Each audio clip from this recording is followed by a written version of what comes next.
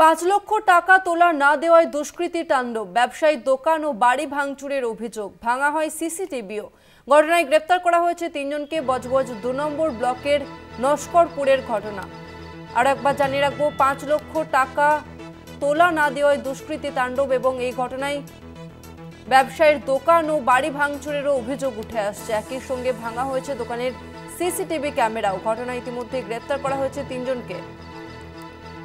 এই মুহূর্তে আমাদের সঙ্গে ফোন লাইনে রয়েছে প্রতিনিধি শুভ্রজিৎ চক্রবর্তী। শুভ্রজিৎ, কারা এই হামলা চালালো এখনো পর্যন্ত কি জানা যাচ্ছে? দেখো, যেটা যিনি অভিযোগ করেন তিনি অভিযোগ করছেন যে স্থানীয় দুষ্কৃতীরাই তারাই কিন্তু এই হামলা চালিয়েছেন এবং তার যেটা অভিযোগ যে গত প্রায় ১ বছর ধরে এই সমস্যার তিনি সম্মুখীন হচ্ছেন। বজবজ ২ নম্বর ব্লকের নোদাখালী থানা এলাকার নস্করপুর পঞ্চায়েতের এই ঘটনা এবং তার কাছ থেকে কিন্তু ৫ লক্ষ টাকা তোলা চাওয়া হয় এবং কি জন্য টাকা নেওয়া হচ্ছে সে সম্বন্ধেও কিন্তু তিনি জানেন না এবং ৫ লক্ষ টাকা তোলা তিনি দিতে রাজি না হয় বা দিতে না চাওয়ায় কিন্তু গত ১৪ই জানুয়ারি তার দোকান সহ বাড়িতে ভাঙচুর চালানো হয় এবং দোকানের একাধিক জিনিস লুট করা হয় বলে তিনি অভিযোগ করছেন।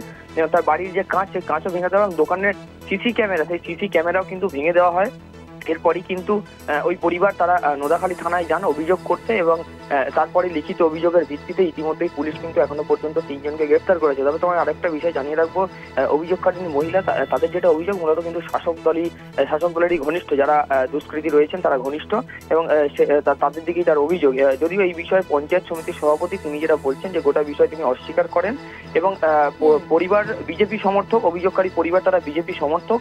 এছাড়াও পঞ্চায়েত সমিতির সভাপতি যেটা বলছেন যে এটা একটি জায়গা জমি সংক্রান্ত ঝামেলা এবং অন্যদিকে বিজেপির যারা নেতৃত্ব রয়েছেন, ডায়মন্ড হারবার সাংগঠনিক জেলার সহসভাপতি, তারা যেটা বলছেন যে এই ঘটনার তীব্র নিন্দা জানাচ্ছেন এবং দোষীদের উপযুক্ত শাস্তির দাবি করছেন। যদিও কিন্তু পুলিশের পক্ষ থেকে এখনো পর্যন্ত এই ঘটনায় মোট ৩ জনকে গ্রেপ্তার করা হয়েছে, শনাক্ত করে ৩ জনকে গ্রেপ্তার করা হয়েছে ইতিমধ্যেই।